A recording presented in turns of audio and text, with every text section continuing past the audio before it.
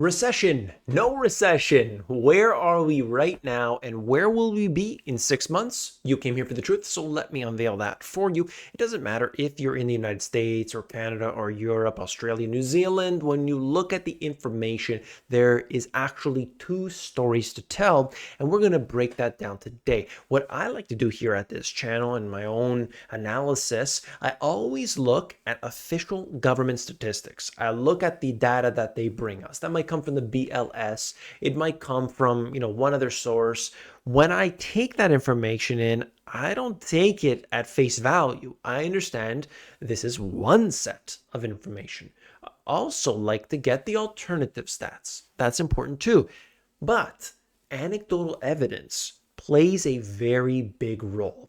And this is a really understated element of getting a full picture, because a number on a screen is never going to be an accurate way to measure anything. What is the current inflation rate? You might say, if you're looking at some data, that's 2%. Well, then another guy might say it's 12%.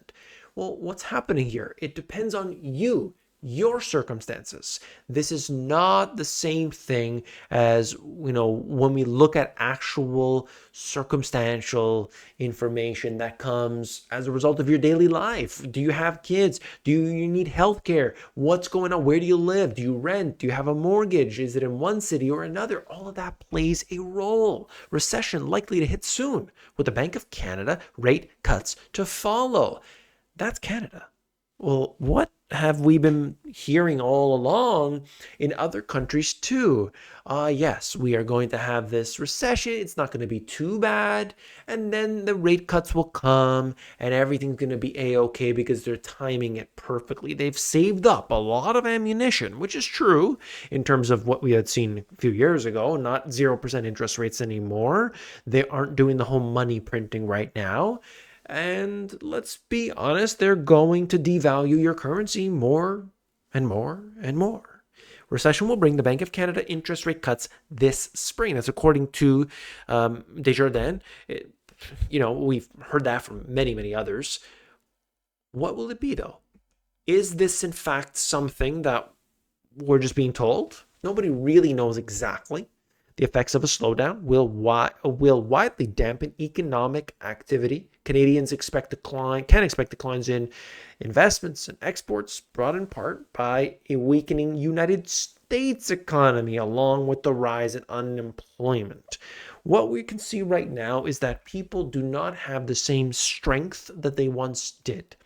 That strength doesn't come from jobs and manufacturing, and no.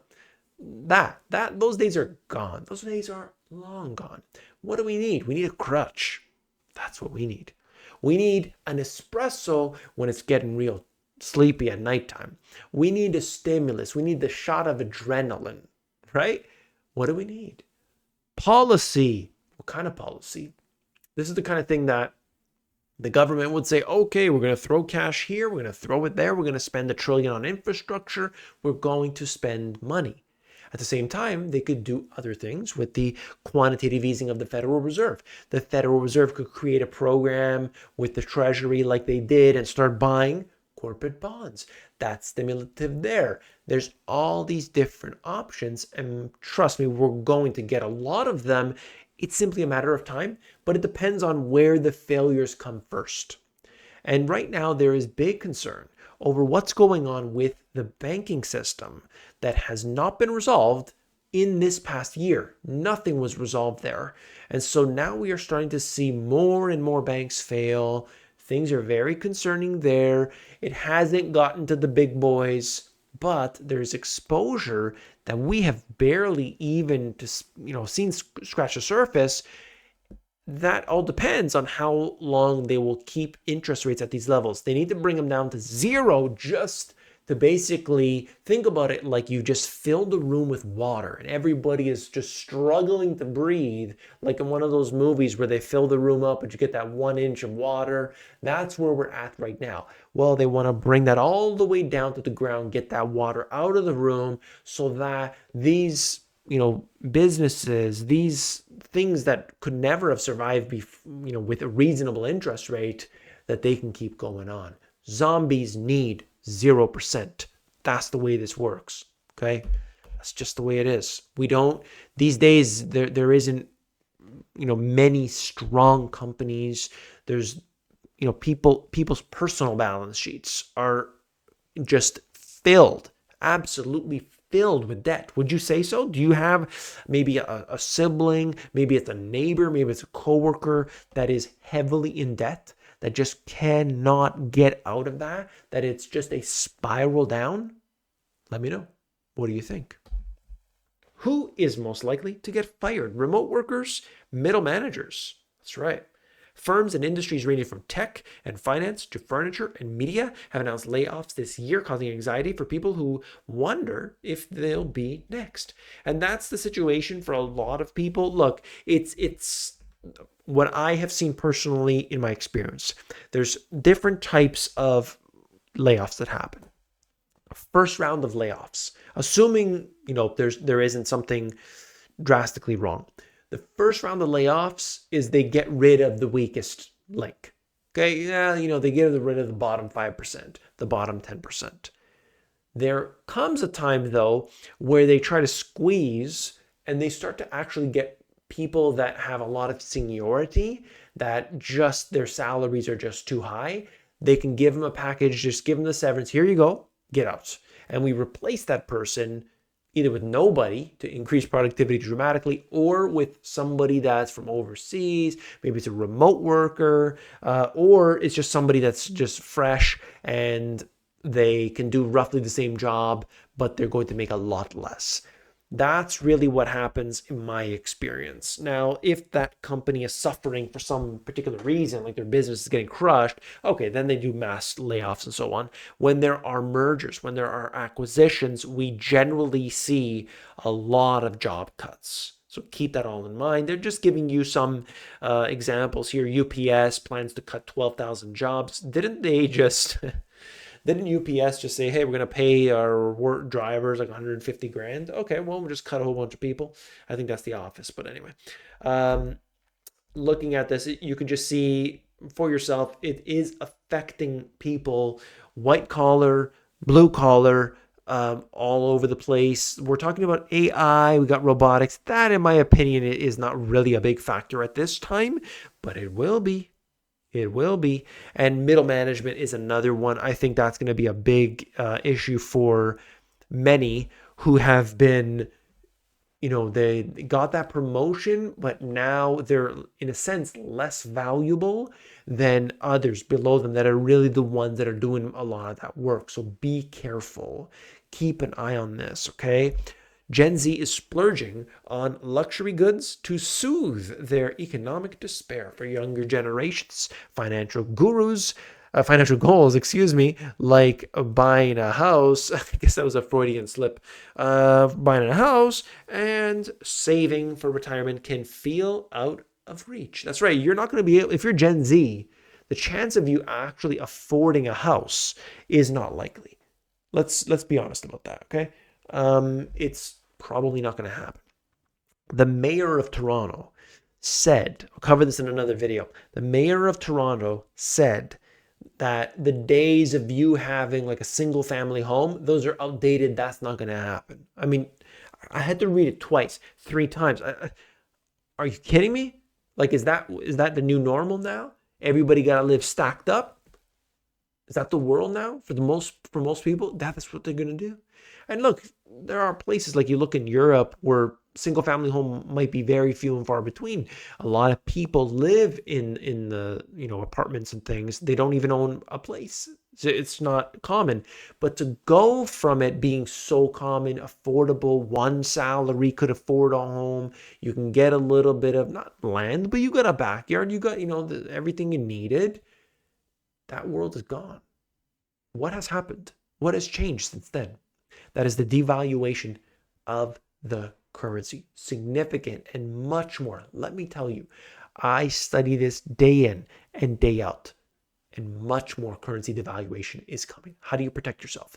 I have a playlist called How To and Solutions. I've got 2 books that are very valuable in this regard. And of course, I have my Sunday live sessions where I tell people the ins and outs exactly how to do much more than they ever could any other way because of the scalability. Sunday live sessions, themoneygps.com/live.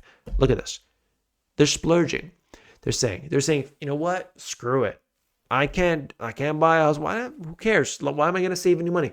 Let's just go all out. Let's just use that buy now, pay later. That's what's happening here. A very worrisome trend. I mean, look, if somebody wants to buy something, nothing wrong with that. Of course, I think people should buy what they want. But they should also be investing. They should also be saving. They should also be concerned about what their future will look like, because you can't rely on your parents. You don't know what's going to happen. They might have a financial burden in their future that is not present right now. So you can't rely on that. Americans' bank accounts are stabilizing after the whirlwind from 2020. Basically what they're saying is people have more money now than they did in 2019. I don't know about that, okay? On average, families are showing a tendency to slow down on spending when they go below historical balance levels. That's what we're seeing, a flattening in spending. This is happening in different places in the world. It's going on. There's no question about that. It doesn't necessarily tell us that there's a strong economy. That's not what that's saying. It's not saying that people are smart. They're in fear. There's a difference, right? It's not like, yeah, I got control of this. I'm financially educated. Not at all. It's the opposite. It's people are just scared. And they're worried about it. Why? Because of the changes that have happened over the past, and my goodness, it's been pretty much 4 years. This is a concern that everybody should be paying attention to.